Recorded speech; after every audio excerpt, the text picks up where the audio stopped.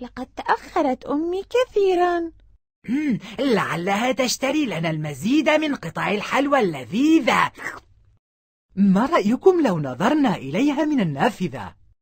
فكرة جيدة، هيا بنا.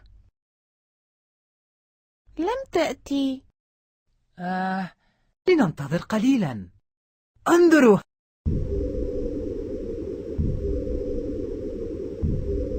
إنها غيوم كثيفة.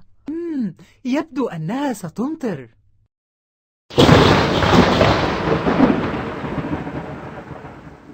ما هذا الصوت؟ إنه مخيف. إنه الرعد، وهذا الضوء اسمه البرق.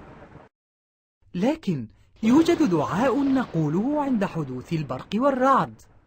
أتذكر أن المعلم عدنان علمنا إياه. قولوا سبحان من يسبح الرعد بحمده. وجاء في بعض الأحاديث أن الرسول صلى الله عليه وسلم قال: إذا سمعتم الرعد فسبحوا. سبحان من يسبح الرعد بحمده. سبحان من يسبح الرعد بحمده. سأذهب إلى غرفتي، فصوت الرعد مخيف جدا.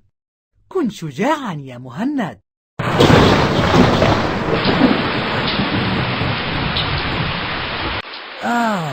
لقد أمطرت.